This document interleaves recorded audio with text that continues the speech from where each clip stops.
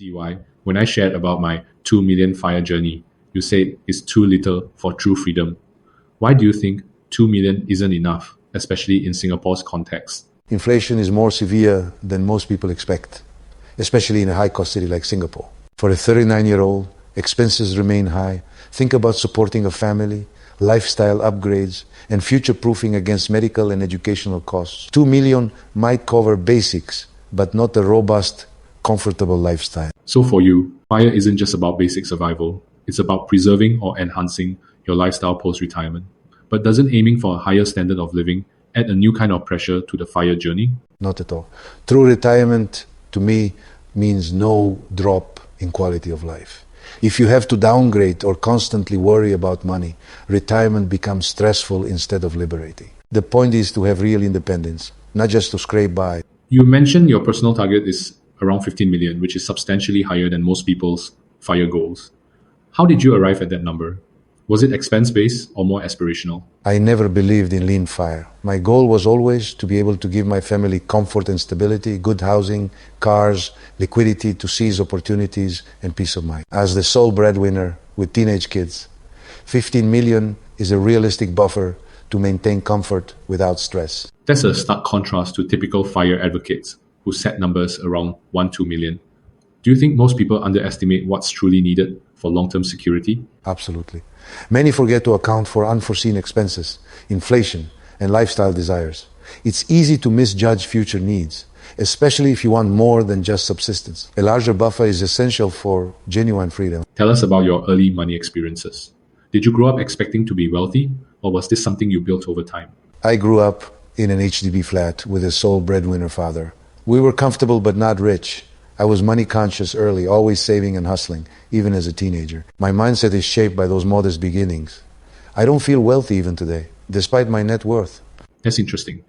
Even with significant assets, landed property, 2 cars, luxury items, you don't feel wealthy. Is this humility or something deeper? It's not just humility.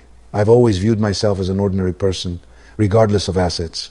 I see wealth as relative. There's always someone richer. What matters is contentment and perspective, not just the numbers. By your 30s, your financial situation was far ahead of most Singaporeans' private property, no loans, high income.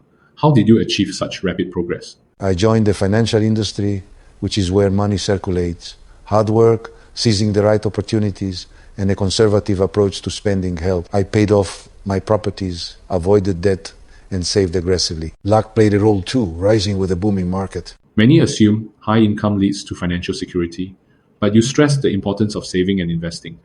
Can you elaborate? Definitely. Earning a lot doesn't guarantee wealth if you spend it all. I saved and invested at least 50-60% of my income, building a portfolio for passive income. Discipline trumps high earnings alone. You've mentioned that high income alone isn't enough. Lifestyle inflation can be a real trap.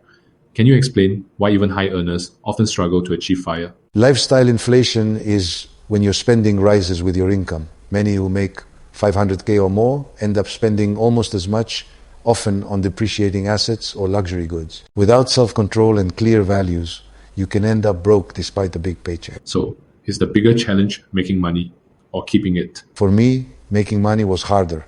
Keeping it was easier because of my principles. I never bought anything unless I could afford 3 of it in cash. Systems help, but values matter more. How does having a family, especially as the sole breadwinner, impact your FIRE planning? Would your approach be different without dependence? Family is a huge factor. Kids are expensive, and providing comfort is important to me. Even without dependence, I wouldn't retire earlier. 50 to 55 is the ideal age. It's about earning the right to retire and feeling deserving, not just financial calculation. Do you think people who retire too early might miss out on personal growth or maturity? Yes. Money isn't the only thing we need to do our time to grow. Early retirement can skip important life experiences and learning. Let's talk numbers.